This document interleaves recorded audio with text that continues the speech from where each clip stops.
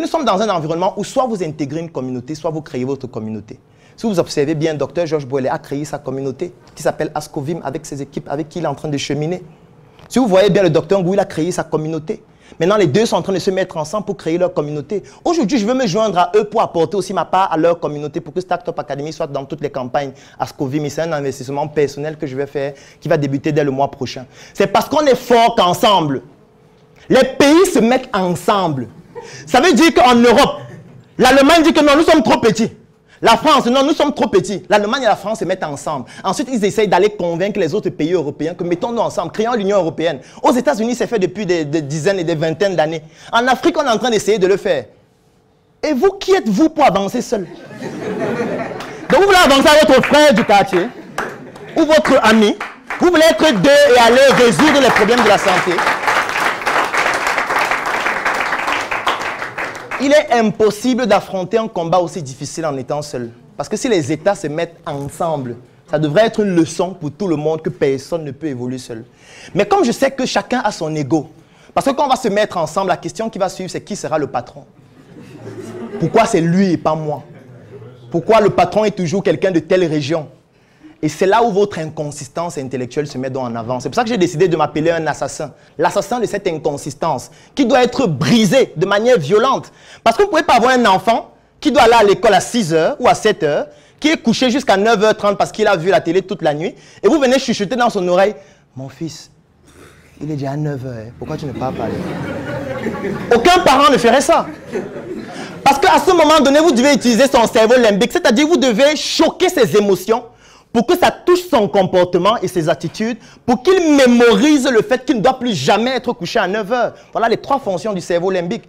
Il est donc extrêmement important pour changer des personnes qui ont un mental dégradé, que j'appelle l'inconsistance intellectuelle depuis des vingtaines, trentaines, quarantaines d'années. On ne peut pas être doux.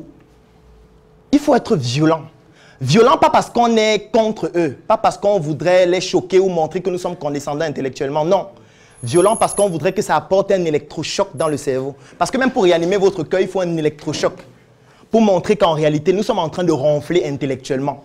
Et la première étape, c'est de sortir d'abord du sommeil intellectuel. C'est pour ça que j'aime utiliser l'expression « vendre son lit intellectuel » pour commencer à comprendre que l'environnement fonctionne d'une certaine manière. Et dès qu'on a compris comment l'environnement fonctionne, on peut y apporter des solutions dans un premier temps seul et dans un moment beaucoup plus long, ensemble pour être plus efficace. Parce que si le docteur Georges Bouellet continue de faire ce qu'il fait seul, ça n'apportera des solutions à personne.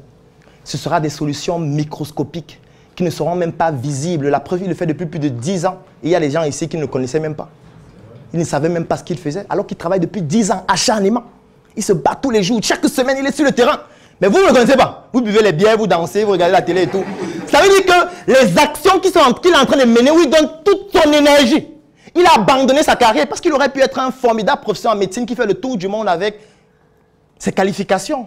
Un professeur agrégé, il aurait pu décider de continuer. C'est vrai qu'il est chargé de cours et qu'il peut même aller encore beaucoup plus loin. Mais je suis certain que sa carrière actuelle a été amputée par rapport à ses actions sur le plan associatif. Mais vous voyez que malgré tout son acharnement, vous ne le connaissez pas. Ça veut dire qu'il peut faire comme ça jusqu'à mourir. On va dire qu'il y a un docteur là, docteur Georges Bouellet, il se baladait dans les villages, il faisait ceci. Les gens disent, ah bon? Ouais, rip. Ce n'est pas dommage.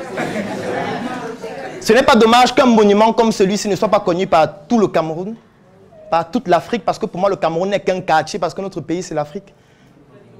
Ce n'est pas dommage que des icônes comme ça soient préservées. Ce n'est pas dommage que nous ne puissions pas nous mobiliser pour que ce type d'icône ne se décourage jamais. Parce qu'un autre élément qu'il faut comprendre, c'est que l'entrepreneur chemine avec la dépression au quotidien. La dépression est l'ami intime de l'entrepreneur. La particularité de la dépression, c'est que quelqu'un qui déprime, ce n'est pas forcément quelqu'un qui est en train de pleurer chaque jour. Quelqu'un qui déprime peut être quelqu'un qui est sur les statues en train de danser à longueur de journée. Chaque soir, il va embêter, il boit avec ses amis. Alors qu'il est atteint un stade ultime de la dépression et un jour vous allez attendre qu'il s'est suicidé. Parce qu'en réalité, il s'est créé une prison, il a pris la clé, il l'a jetée. Et il n'a plus l'honnêteté de dire aux gens qu'en fait, c'est un film que j'ai créé autour de moi. Et ce film, il est obligé de jouer le rôle du personnage, jusqu'à la mort, jusqu'au suicide. Ne menez pas une vie qui n'est pas la vôtre. Ne comparez pas ce que vous faites avec ce que les autres font. comparez-vous avec vos résultats d'hier. Voyez si vous êtes en train de progresser parce que par rapport à ce que vous faisiez l'année dernière. C'est ça qui est plus important. Parce que c'est ça qui correspond à vous, à votre spécificité. Si vous voulez aller à un niveau plus élevé, vous pouvez utiliser un levier qui est celui de se mettre avec l'autre pour qu'ensemble, nous puissions faire quelque chose de plus grand. Parce que 100% de 1 million, ça vaut moins que 1% de 10 milliards. C'est mieux d'avoir 1% d'un groupe puissant au lieu d'avoir 100% de médiocrité. Et c'est sur cette note que je vais terminer parce qu'aujourd'hui, j'ai compris par exemple lorsque je faisais mes consultations en médecine à longueur de journée, qu'en réalité les patients ne souffrent pas de ce dont on croit souvent.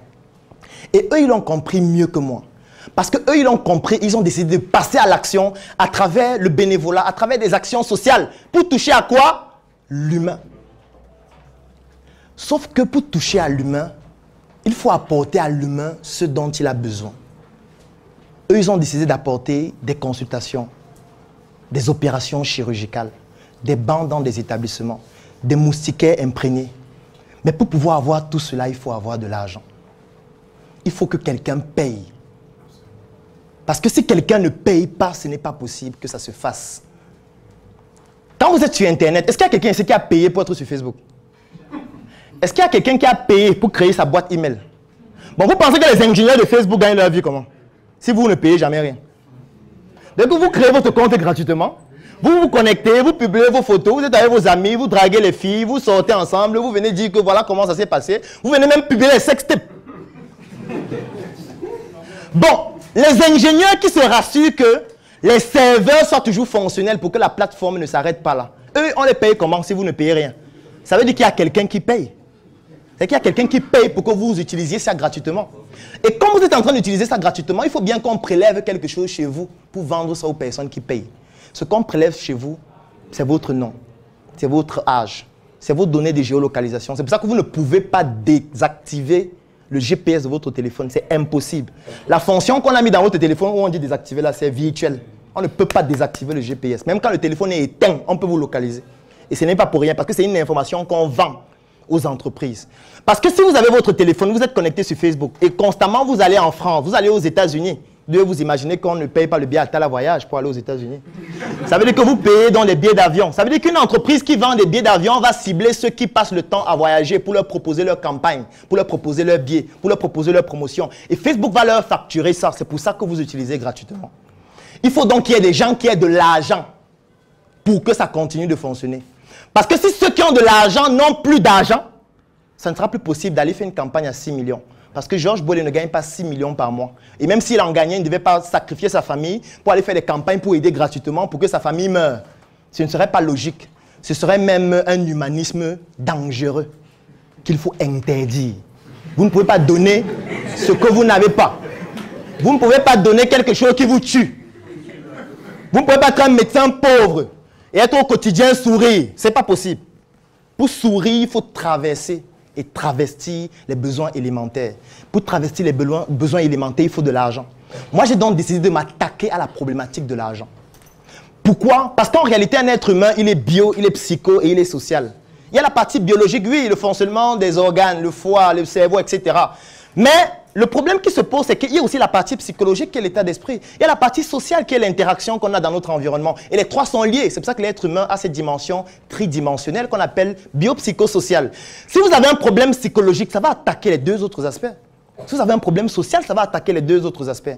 Imaginez-vous, vous avez un patient qui arrive à l'hôpital, vous le consultez, vous trouvez que voilà, il a des maux de tête depuis 2-3 mois. Vous prenez votre ordonnance, vous dites paracétamol. Alors qu'il vient de perdre son emploi à cause de la Covid. Vous pensez que le paracétamol va résoudre ses maux de tête? C'est possible? Et qu'il finit de boire le para, il rentre à la maison, sa femme dit, on n'a pas mangé depuis le matin, les enfants sont là, on les a chassés à l'école. Et l'enfant ne connaît pas l'entrepreneuriat. L'enfant connaît le lait qu'il doit consommer. Il connaît les couches qu'il doit porter. Votre truc de l'entrepreneuriat, ça ne l'intéresse pas, il ne connaît pas de quoi il s'agit. Vous allez leur dire quoi? Que non, croyons au paracétamol, ça va aller. Il faut à un moment donné qu'on mette la problématique de l'argent sur la table et qu'on permette aux gens de gagner de l'argent pour que des initiatives comme celle-ci ne disparaissent pas. Parce qu'aujourd'hui, si nous étions tous riches dans cette salle, on devait dire, docteur Georges Bollé, vraiment la présentation est extraordinaire. Moi, je trouve que vraiment, tout le peuple doit soutenir ce que vous faites. Et pour ça, nous décidons de mettre une cagnotte de 2 milliards pour soutenir les campagnes pendant 10 ans. Ce n'est pas pertinent. Ça ne peut pas permettre de toucher plus de villages. Ça ne peut pas permettre de toucher d'autres pays. Mais comme on n'a pas d'argent, on dit... On dit vraiment, docteur Boilé est trop fort, il est puissant. C'est un docteur qui fait des choses extraordinaires.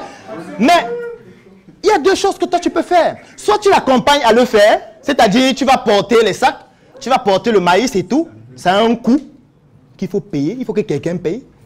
Soit tu décides d'être la personne qui paye. Parce que je suis certain que si c'est nous-mêmes qui finançons tout ça, l'impact serait beaucoup plus grand encore.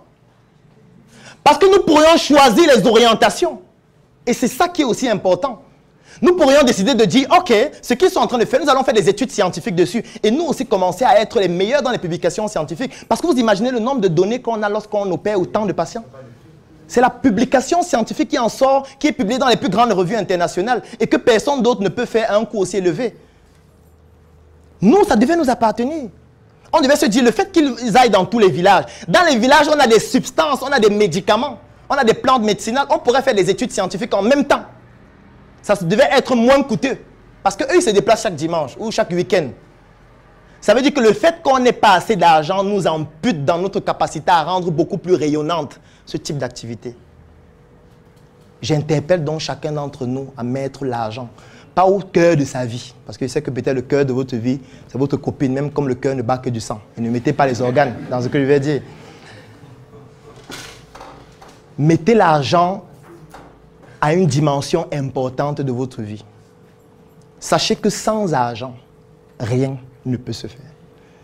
Les patients qui sont morts, les enfants qui meurent à l'hôpital en pédiatrie, là, 99,9%, c'est parce que de manière directe ou indirecte, il manque d'argent. Ça veut dire qu'il y a des cas, et moi j'en ai vécu plusieurs, où un patient meurt parce qu'il n'y a pas 10 000. Et il meurt. Tout le monde voit comment il meurt. Et on ne peut rien faire. Parce que quand moi je suis sorti médecin au début, moi je me disais, non, ce n'est pas possible. Comment quelqu'un peut mourir parce qu'il n'y a pas 10 000? Je dois dire stop à ça. Et moi dans mon hôpital, qu'est-ce que je faisais? Quand je consultais un patient, et une dame par exemple qui avait son enfant, elle dit, ouais docteur, les médicaments que vous avez prescrits, je n'ai pas l'argent. Je lui dis, ça coûte combien? Elle dit 7 000, je prends 7 000, je donne. Elle dit, Jesus. Vraiment, que le Seigneur t'accompagne. Mais le problème qui se posait, c'est la même chose qui est arrivée au docteur Boilet. Ça veut dire qu'elle va au quartier, il dit qu'il y a un médecin là, il est extraordinaire. Il te consulte, il te dit ce que tu as. Il te prescrit le médicament, il achète le médicament. Il paie les examens. Tu n'as plus rien à faire, c'est lui notre sécurité sociale. Et ce qui se passe, c'est quoi? C'est que tu te rends compte que tu as de plus en plus de patients qui viennent et qui disent, je n'ai rien. Je n'ai rien. Et quand ils font ça, qu'est-ce qui se passe? Toi, tu touches combien par mois? Prenons même le cas où tu touches 1 million par mois. Tu ne peux pas aider tout le monde. Ce qui fait qu'à un moment donné, tu te dis non, je vais choisir entre ma famille et tout le monde, entre mes proches et tout le monde, entre moi-même, puisque je dois vivre, et tous les autres. Au fur et à mesure, tu deviens insensible. Lorsque quelqu'un dit que je n'ai pas d'argent, tu dis ouais, la mer, il y a les plantes, il y a le roi des herbes, ça fonctionne bien. Il faut boire ça. Il y a les feuilles de papaye, les feuilles de goyavier, tu chauffes. Tu mets avec un peu de sel, tu mets l'huile rouge, ça va aller. Parce que tu comprends que tu ne peux plus faire ce que tu faisais avant. Et tu deviens insensible. Parce que maintenant, même quand quelqu'un meurt, tu dis, bon, il est mort. De toutes les manières. Je me rappelle une fois, on était en garde dans un hôpital à Bafoussam, l'hôpital régional. Et à 23 h, il y a un patient qui court. Non, pas un patient, un garde malade qui court. Il vient dire, docteur, il y a un patient qui est mort aux urgences. Et les gens étaient en train de dormir. Les gens disent, est-ce que ça a eu une urgence? Mets le drap sur lui, le matin on va venir le porter. Nous on ne soigne pas les morts. Vous voyez à quel point l'insensibilité est arrivée. Je me rappelle une autre fois, il y a un patient qui est arrivé à l'hôpital, il avait eu des œdèmes. C'était toujours à Bafoussam. Il a eu des œdèmes, il est allé chez un marabout, on a scarifié son pied pendant 3 mois. Parce qu'on disait qu'on va enlever le mauvais sang. On scarifie, on appuie le sang, sort. Tu vois comment le sang est noir, non? C'est ça. Il mettait les produits, le sang noir sort. Son pied a pourri carrément. Avec des escarres partout. Il arrive donc à l'hôpital, il est couché aux urgences, et moi j'étais étudiant en 5e année. J'arrive avec le médecin, bon je ne peux pas le citer, mais je vais seulement dire ce qui s'est passé. J'arrive avec le médecin, et quand le médecin arrive aux urgences, il dit « Tu étais chez le marabout, n'est-ce pas? Tu sais qu'on va couper ton pied, non? Ce jour,